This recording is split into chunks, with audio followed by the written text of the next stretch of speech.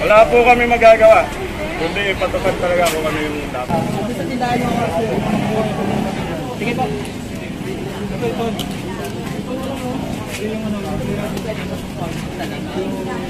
Wait na! Tamba?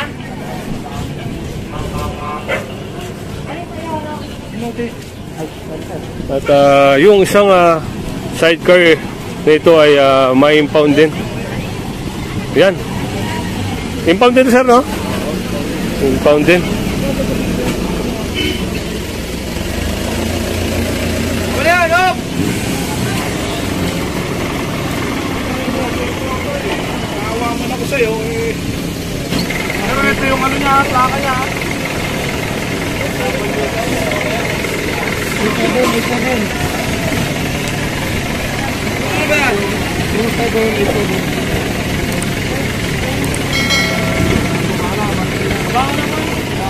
Yan, sasakay na sa tow truck yung mga kasama. Yun, lahat ng mga natikitan ay pinapalis na. Gawa ng para hindi na nakasagabal dito sa kalsada.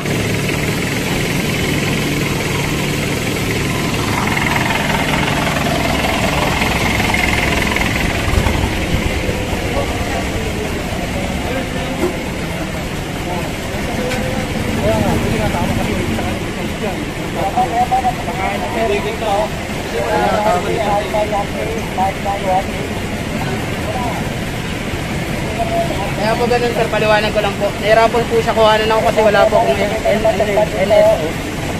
Opo. Hindi po ako na-register ng tatay ko.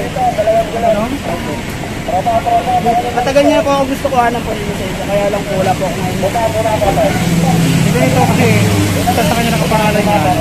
Ilalabas niya yan. Opo. Wala akong Kaya masabi nila, kahit ba sa CCL nagtatrabaho yung mga At ito, mga kasama ay sasakay na ito. Franco.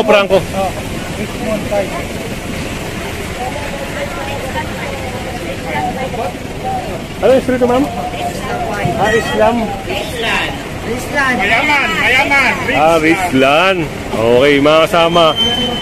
Yung kabila, Franco. Yung kabila, Franco Street. At ito naman ay Richland. Barangay Bagbag. Ayan, Barangay Bagbag, mga kasama. Ma'am, sir? Operation?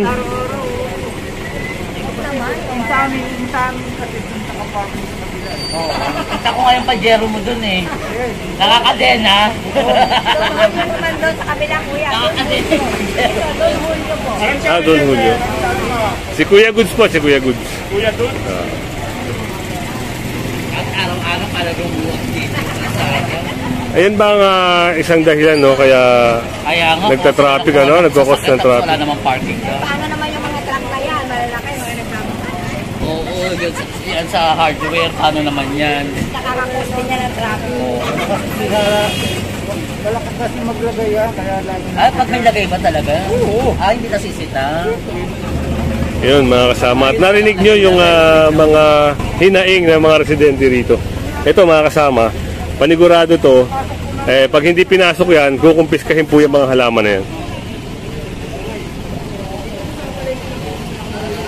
Kasama natin si Sir Richard, ang field officer ng SCOG. Hindi pwede sa kasada nila kayo. Meron ba kayong ID? Valid ID. Ate, meron din ako valid ID. Hindi ako nakikipag-iwan. At ito, isang obstruction. Itikitan to, dirty frontage. Ito sir. Oo. Bawal kasi yan. Pag ganyan sir, magkano yung penalty? Obstruction yan. Pwedeng tikitan na obstruction. Dalawang violation ng pwedeng ikarga dyan. Improper disposal of construction waste. At saka Obstruction. obstruction. Yun. Occupying the government property. Pag ganun sir, magkano yung penalty nila Yung doon? obstruction, 1,000. Yung improper disposal of construction waste, 500. Yun, narinig nyo kay Sir Manuel kung magkano yung penalty nila. Just in case na mahuli kayo na mayroon kayong mga ganto-ganto sa bahay nyo, sa harap ng bahay nyo.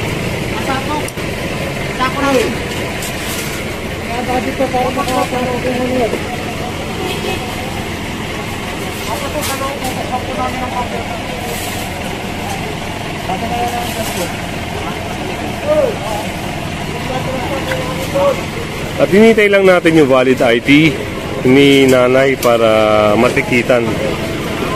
Just in case na matikitan kayo, bayaran nyo kaagad sa may bayad center para hindi mag-appear ito sa halimbawa NBA nyo, yan, mga ganyan. Saan yung valid ID?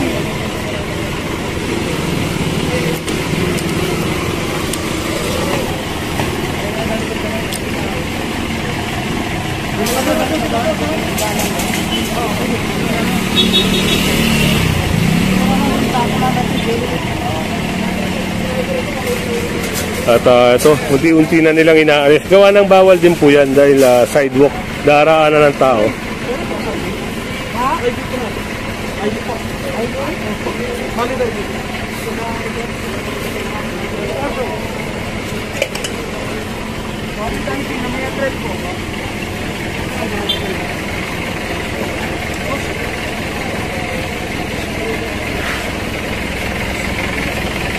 At ito nga mga kasama, titikitan na ni Sir yung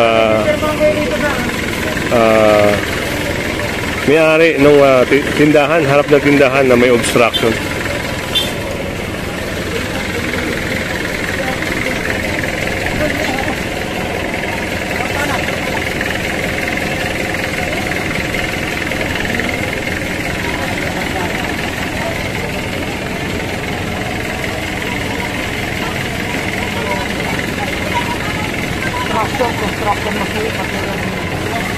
Yun yung violation niya mga kasama, ay obstruction. Yun, nagka-traffic na gawa ng itong owner na to, kaya ayaw din na ito.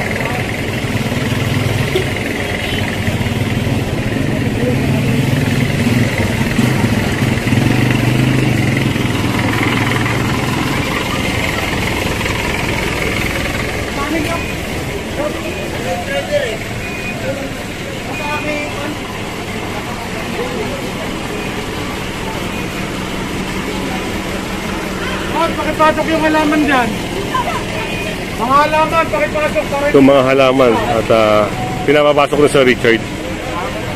Mga halaman niya, pakipasok ko para hindi makumpis ka.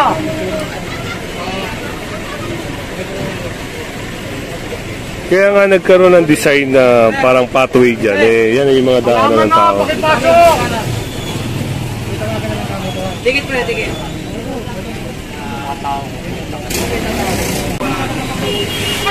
I-impound na rin to. Nakukumpis ka ko na, pinasok mo pa. Hindi na gumagalaw yan, kanina pa sinabihan yan eh.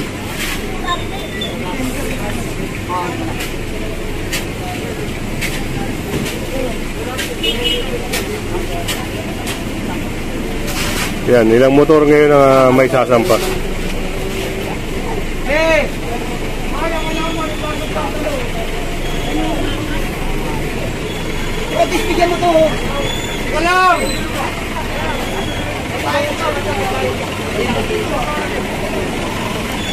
Yun, lahat ng halaman dito pinapalis na rin sa rito. Yun, at sasakay na rin yung dalawa. Sasakay yung dalawa.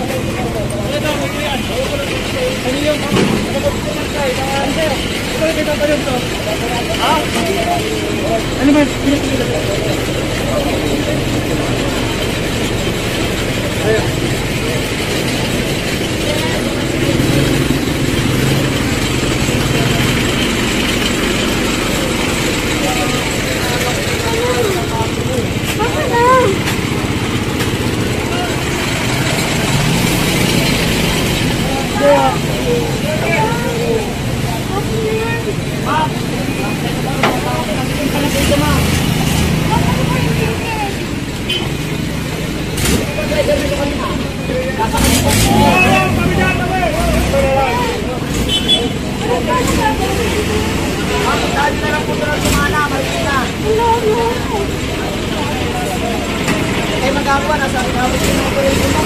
Yun, at kay ma'am pala itong Honda na yan.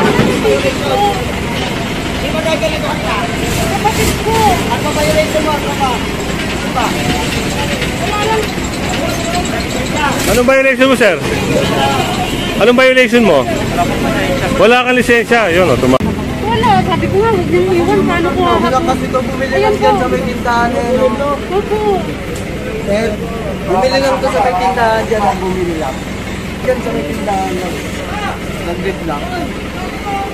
Oo, sila mo dito. Dating dito. At yung sa kabila, mga kasama. Bababa namin lahat dyan. Gagawa ka namin ang report. Pakarating namin sa Office of the President. Ulitin ko po, hindi na namin po problema po yun. Kung nag-helmet ka po, hindi namin mag-check na wala kang dalang lisensya. Tama po ba? Kasi rin po, nakikiusap, magmotor kayo ng naka-helmet for technical process din po yun. Wala po kami magagawa. Kundi ipatupad talaga po kami yung dapat. Para at least matutuloy kayo.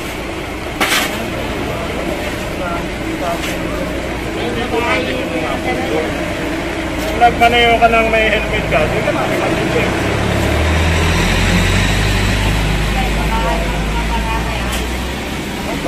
Sama mo na lang po yung may-ari, yung pinagiraman mo. Yan mga kasama, at hiniram lang pa niya yung motor. Hiniram lang pala niya yung motor na ginamit niya. Ang initial violation niya ay no crash helmet. Yun, at naharang siya dahil operation. Nalaman ng task force na wala siyang lisensya. At yun, subject for impounding yung motor niya mga kasama.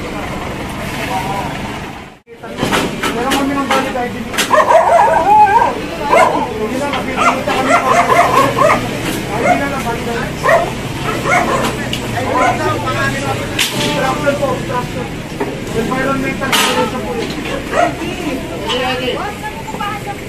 Kahit na po, kayo po gumagamit eh.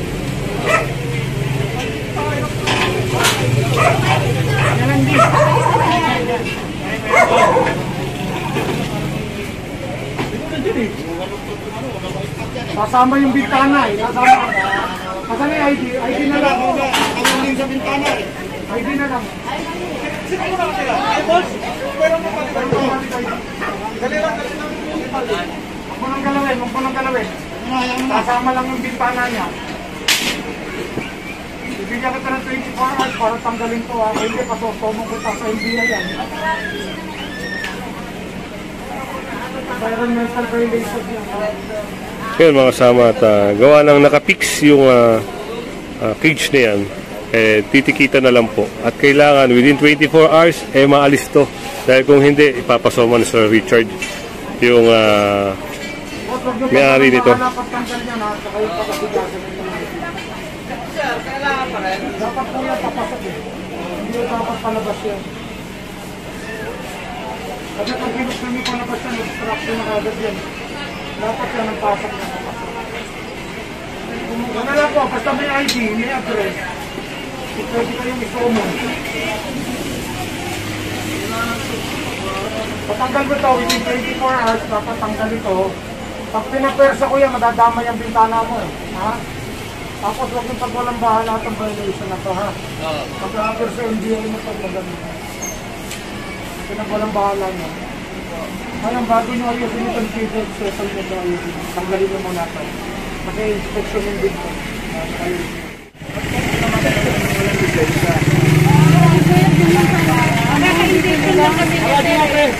Tapos pipili na nga yung layo mo sa tatay ko. Senior kasi yung tatay ko. Ito po kasi, kung mag-helmet po kayo, hindi kayo mag-check na wala kayong dalang lisensya. Burner po ma. Parang nasanay lang kasi sir na to. Dito lang naman. Parang nilin ka mo. Ito namin ilagay sa sarili na namin. Dito lang din na tayo mag-helmet. Ang accident po, di natin malalaman. Dito mo nga natutulog Kaya pala ang sa tanong ko bahay. lang po, mga magkano to? Kasi kung pupunta naman kami doon ng... Wala, di ba balik na naman kami? Maganda sana sir, malaman namin kung magkano. Para pagdating naman doon, alam mo. Wala na rin po kayo siguro. Sige, para magkano na kami. Flat rate yan, kung mas flat rate yan, wala din. Ito po, ito po sa siguro ng taon na. Ngayon, o RCR, saka may pasensya. Dala na rin po kayo na helmet. Op. Niladaan po. Niladaan po ng biyari. Bakit yung tanongin niyo po? Hindi rin nila alam sa impounding area talaga ang mga kasagot na tatanungan nyo. Ano yun? Dapat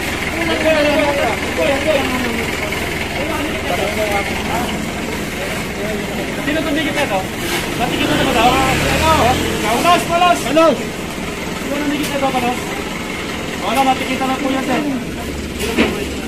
Sino, Palos? Yun, at impound na rin yung isang milyon na yun.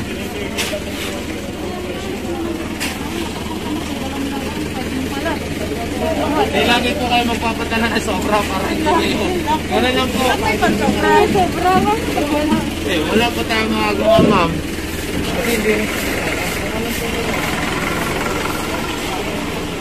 At kita nyo naman gumanda-ganda yung sitwasyon dito. Gawa lang wala na yung mga sasakyan na nakaparada, yung mga naka-double parking. At meron ding na-impound na mga motor gawa ng walang lisensya. Balikan natin sila. Ayun, natikitan sila dito ni Sir Richard.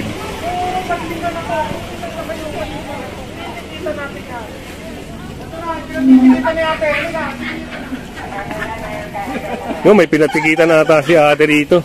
Sundan natin.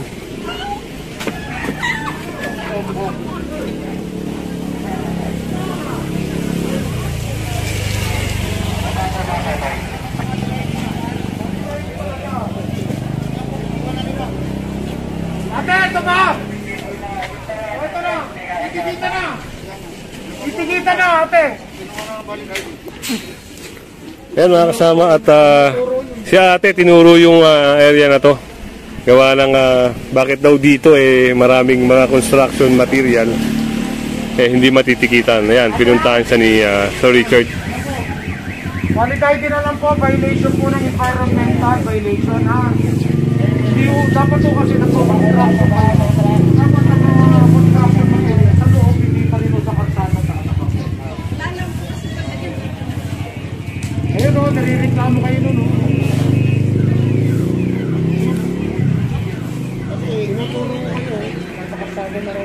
Kasi nga po gusto nga namin eh. Ngayon na naman, kung nakita nyo lang, pinambak na nga namin. Ngayon lang po yan ate. Alisin na po namin. Sige po, alisin po namin. Kuya. Ate, huwag yung pag walang bahala itong ano ha. Ano po isa inyo? Okay, ganito. Lahat po na nakukumpiska, turn over po namin sa may Ortiga sa MPCG. Ngayon po, isa clear obstruction po, kaya we have to confiscate it. Hindi po Pag ibinaba ko po yan, ibababa ko na po lahat yan. Magiging unfair po ako sa iba. Pag ibinalik ko po sa inyo, unfair po ako sa iba. Kailangan ibalik ko na rin po lahat yan. Wala na kami na trabaho. Doon nyo na lang puntaan kung may ano kayo. Ano ba inyo dyan? Doon na lang po, ha? Ayun nga, dapat din namin tanggalin. Kaso lang, sasama yung buong bahay. Kaya, may ticket na lang din, ha? Doon na lang. Sa Ortigas ka lang po.